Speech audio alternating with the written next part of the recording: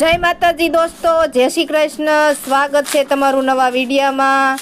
આજે અમારે જવાનું છે એનપીની મકાઈ ફોલવા વાડીએ। તો આપણે પૂગી ગયા છીએ સવારના 7:30માં। એનપીની મકાઈ ફોલવાની છે એટલે આટલી બધી મકાઈ ફોલવાની છે, લગભગ એક ટ્રેક્ટરની ટોલી થાય એટલી છે મકાઈ। અને મારી પાછળ દેખાય એક ગા છે એટલે એને સારો રાખ્યો છે તુવેરનો ભૂકો। આ બાજુ એના પપ્પાએ તો ચાલુ કરી દીધું છે મકાઈ ફોલવાનું, ને આપણે પણ હમણાં બેસી જઈશું મકાઈ ફોલવા। આ મકાઈ અમારે આખો દિવસ ફોલવાની છે એટલે તો આટલી બધી તો 2 થી 3 તગારા અમે મકાઈ ફોલી નાખી છે। આપણે 7:30ના વાડી આવી ગયા છીએ અને આ મકાઈને પાછી બહાર તડકામાં સુકવવાની છે એટલે બહાર 2 સલાખા પાથરી દીધા છે ને એમાં પછી આ મકાઈ આપણે નાખી દઈશું સુકવવા માટે। કેમ કે સૂકવેલી મકાઈ હોય તો ઠેસરમાં કાઢવાની હોય કે હલરમાં કાઢવાની તો મને નથી ખબર, પણ એમાં હારી નીકળી જાય, એકદમ દાણો સરસ મજાનો નીકળી જાય। આવી રીતે જો આપણે બધી મકાઈને ફોલવાની છે આજે। હવે જેટલી ફોલાય છે એટલી ફોલશું। દેખાય તો ચાલો હવે અમે બધાય જો મકાઈ ફોલવા બેસી જાહું। બધાય તો કોઈ નથી, ખાલી અમે 2 જણાને ફોલવાની છે। અને એક સલાખામાં ઘણી બધી જો નાખી દીધી તો બીજો સલાખો પાથરવો જોશે। આપણે હાલો હવે મકાઈ ફોલવાનું ચાલુ રાખવી।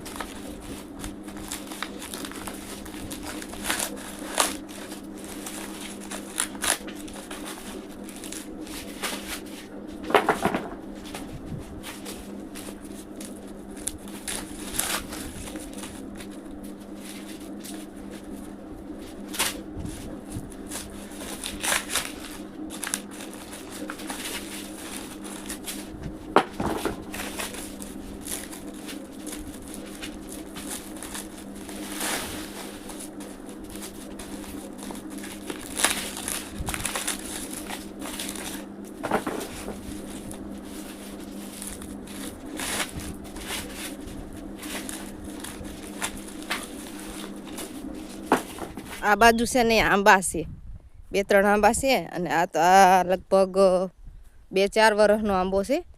આમાં કેરી પણ મસ્ત મજાની આવી ગઈ છે, તમે જોઈ શકો છો। અને અહીંયા જો લૂમખા કેરી આવી છે, મસ્તનો આંબો છે। અને આ બાજુ આંબો છે એમાં કેરી ઘણી બધી આવી છે। બાકી આપણે આવો જો બગીચો બનાવવાનો છે આંબાનો, જોઈ લો।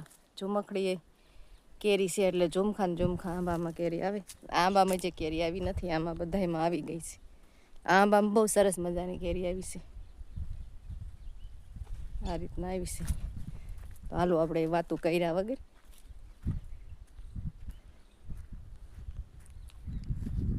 મકાઈ આ રીતના જો મોટું જબરું સિકોડીનું ઝાડવું છે કે છોડ છે, બહુ જૂનો છે। એમાં આલી બાજુની ડાળખી છે, આ બાજુની ડાળખીમાં સારા સિક્કુ ભર્યા છે ને ઘણખરા ઉતારી લીધા છે અને પકવીને ખાઈ ગયા છે। સરસ મજાનો સાયડો એવો સિકોડીનો છે।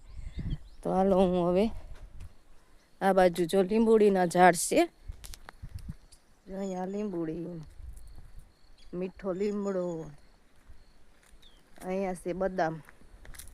આ બદામનું ઝાડ છે, એમાં મસ્તના જો બદામ અત્યારે તો જે ફાલ આવે છે, પછી ચોમાસું આવશે ને એટલે તેમાં મસ્ત ફાલ આવે છે। અને આ બાજુ જો અમે આ ડોડા ફોલીને નાખ્યા છે તપવા, આ રીતના છે ડોડા। આ મકાઈ અમે સવારના ફોલતા તે આટલી મકાઈ ફોલી લીધી છે।